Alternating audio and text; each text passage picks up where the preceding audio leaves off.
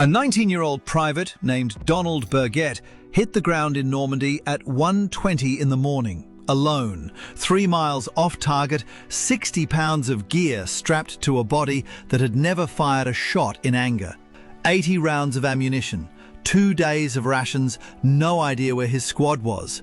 Somewhere in the dark, German patrols were already moving toward the sound of parachute silk snapping in the wind. His job wasn't fighting, not yet. It was staying alive long enough to find someone who could tell him where the war actually was. That was the reality for roughly 13,000 American paratroopers dropped into Normandy before dawn on June 6, 1944. And it's the reality this video is actually about. Not the invasion, not the beaches. The 40, 60, sometimes 90 hours that came before any of that. When a soldier's biggest enemy wasn't a German machine gun crew, it was his own stomach, his own exhaustion, and a countryside full of hedgerows where he had absolutely no idea who was on the other side of the next field.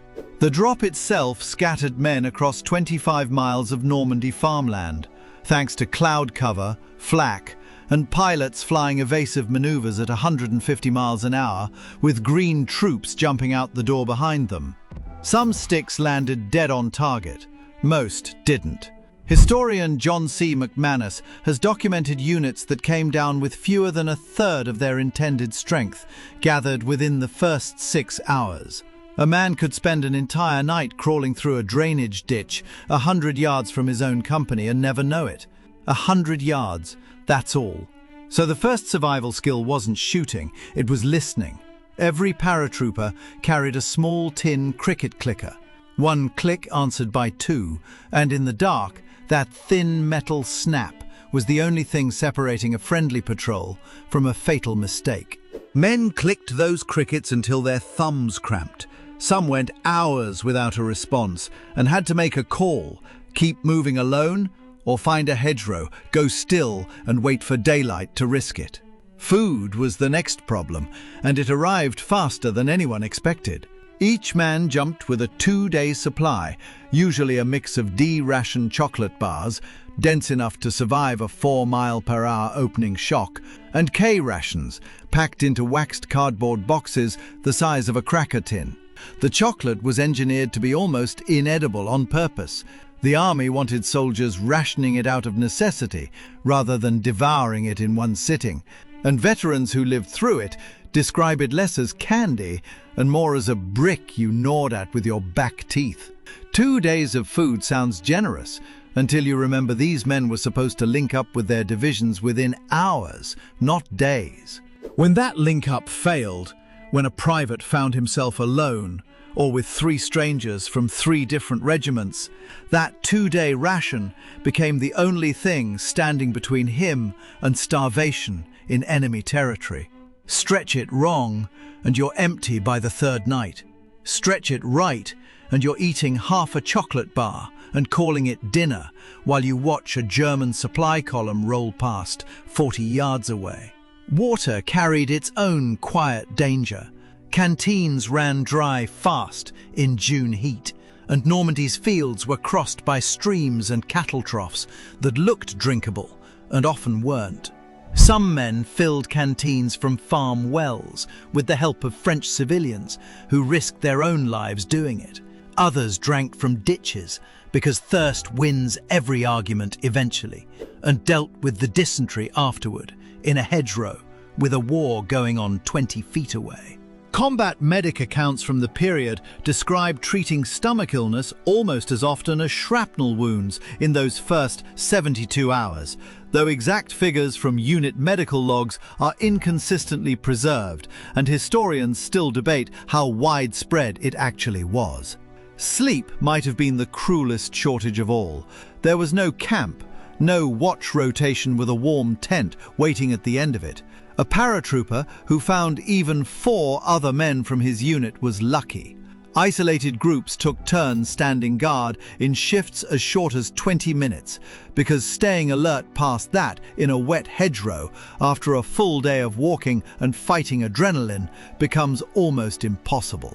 Some men slept sitting upright against a tree, rifle across their knees. No blanket, just the cold. Some didn't sleep at all for the better part of 2 days and started hallucinating shapes in the hedges that weren't there.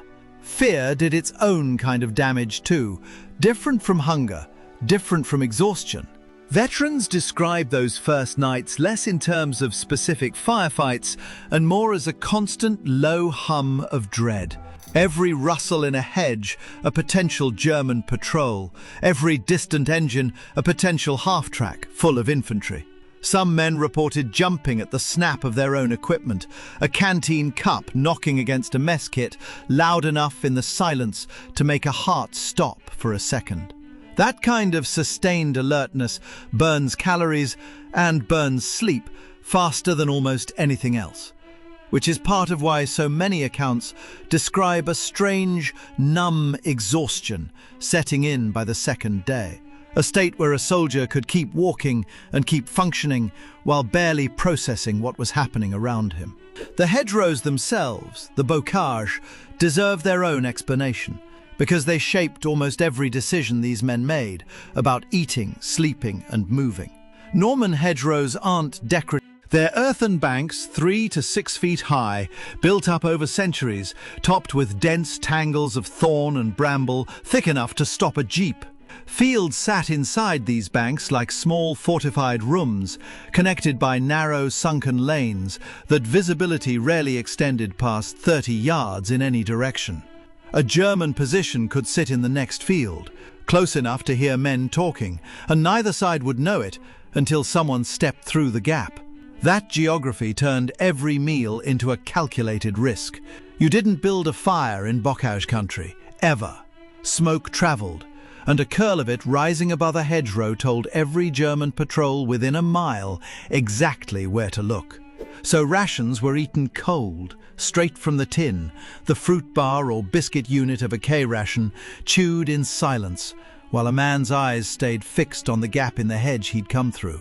Cigarettes, when men had them, were smoked cupped in a palm, the glow hidden against a chest because a lit cigarette at night is visible from further away than most soldiers wanted to believe. Medical care behind enemy lines ran on almost nothing.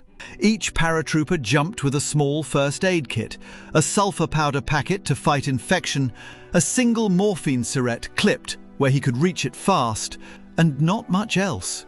Battalion surgeon accounts describe treating gunshot wounds on kitchen tables in French farmhouses using whatever the family had: boiled water, clean bedsheets torn into bandages, because the actual medical supply chain hadn't caught up yet, and might not for days. A wounded man without a working leg couldn't run from a patrol, couldn't forage, couldn't do anything but wait and trust the 2 or 3 strangers around him not to leave. Foraging filled the gaps rations couldn't cover. Men who found an abandoned German supply cache treated it like a jackpot. Tins of hard black bread, cans of meat with labels nobody could read, sometimes a wheel of cheese wrapped in wax paper that got split 6 ways with a bayonet. Apples were everywhere that time of year, hard and half-ripe. Soldiers ate them anyway. A stomach cramp was survivable. Hunger wasn't.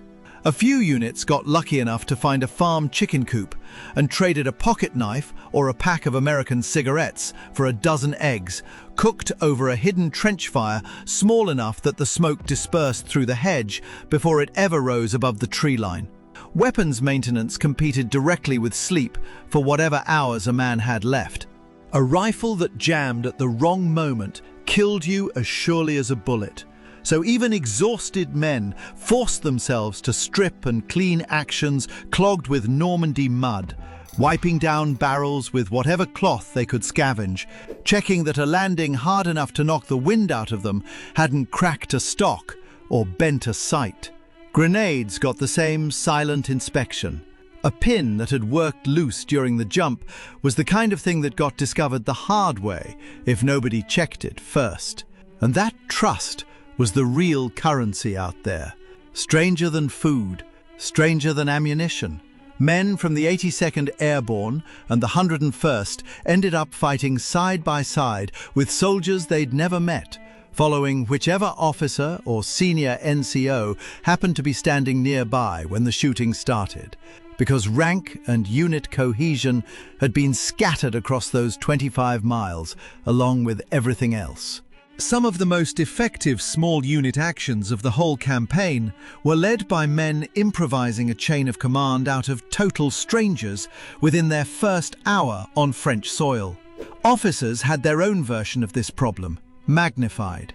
A lieutenant who found himself commanding 40 strangers from 6 different companies had to make decisions about food, movement and risk with none of the information he'd trained for, no map coordinates that matched what he was actually seeing, no chain of command above him he could reach by radio.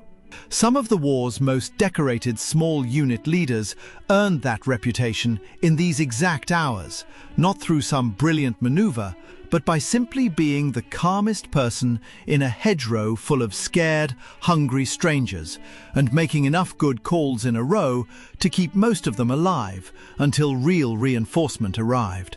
Local civilians filled gaps the army couldn't.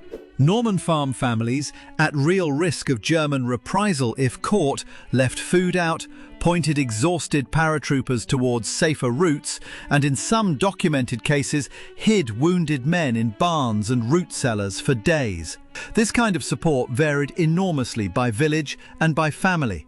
Some resisted at enormous personal risk, some, understandably, kept their distance out of fear. And post-war accounts from both French civilians and American veterans differ on how common any of it actually was. Communication between scattered groups leaned on tools that feel almost primitive now.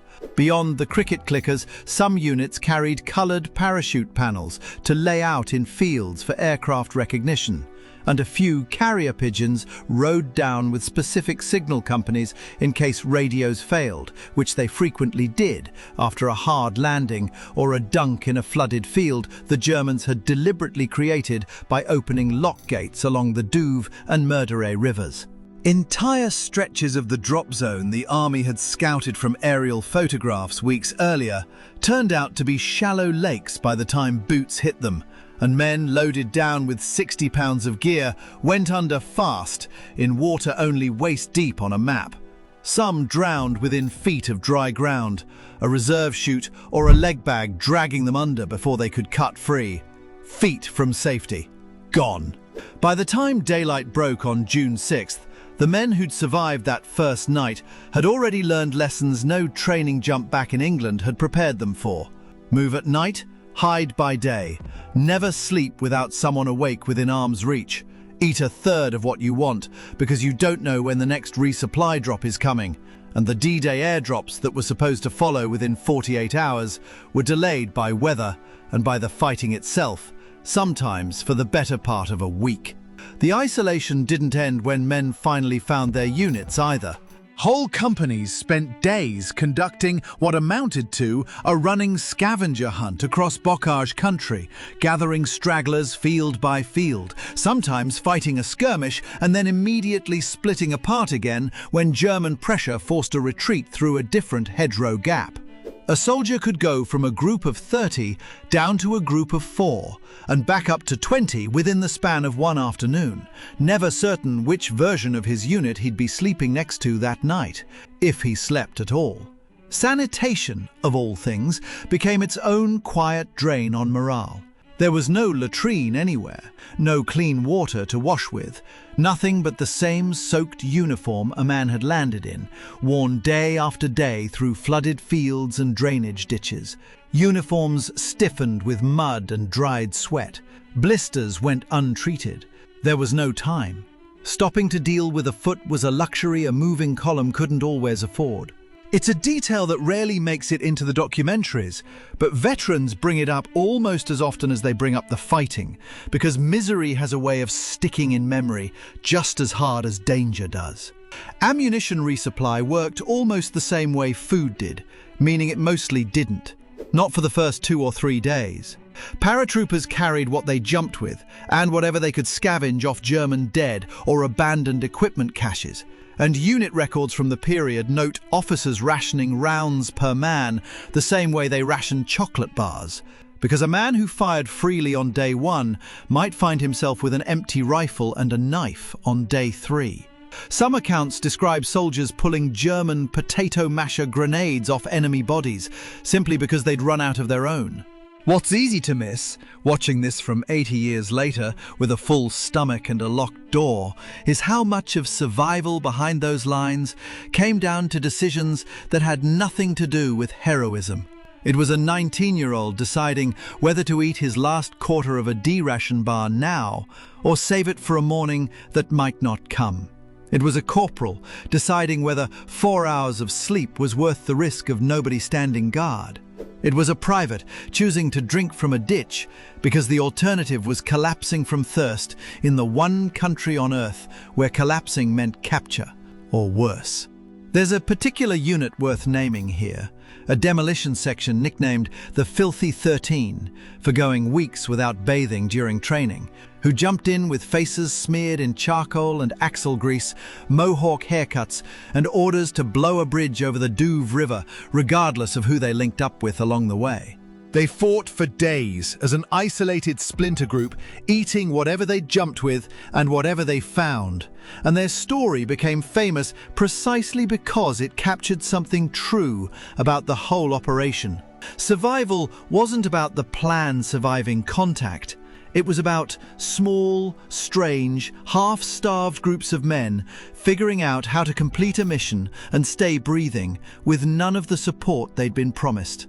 Some of these men held out for 3, 4, even 5 days before making solid contact with organized American forces pushing inland from the beaches. Others got lucky within hours. A handful never made contact at all and were captured or killed in fields that don't even appear on most maps of the invasion. The ones who survived carried these first days differently than the rest of the campaign. Veterans interviewed decades later, men who went on to fight through entire European campaigns, kept coming back to those first 72 hours in Normandy as the period that actually taught them how to stay alive. Not the training, not the doctrine, the hedgerows, the cold rations, the 4-minute naps, the trust placed in strangers because there was nobody else left to trust. So the next time you see a D-Day film cut straight from the plane door to the beach assault, remember what actually filled that gap for thousands of real men. No hot meals, no safe place to close their eyes, just a chocolate bar rationed by willpower, a cricket clicked into the dark, and a hedgerow thick enough to hide in if you were lucky enough to find one before daylight found you first. Was it worth what it cost them? That's a question most of them carried home and never fully answered, even decades later, sitting in living rooms an ocean away from the fields that almost killed them. There's no neat lesson at the end of it, no clean moral a documentary can wrap up in a closing line. Just a stretch of French countryside that 13,000 exhausted young men crossed on rationed chocolate, borrowed trust, and whatever sleep they could steal in 20-minute pieces. And the fact that most of them made it through says less about the plan than it does about the men who kept improvising when the plan fell apart in the dark. If you want the next chapter, the fighting through the bocage itself, once these men finally found their units, that's a whole different kind of hell, and it's sitting in this channel waiting for you.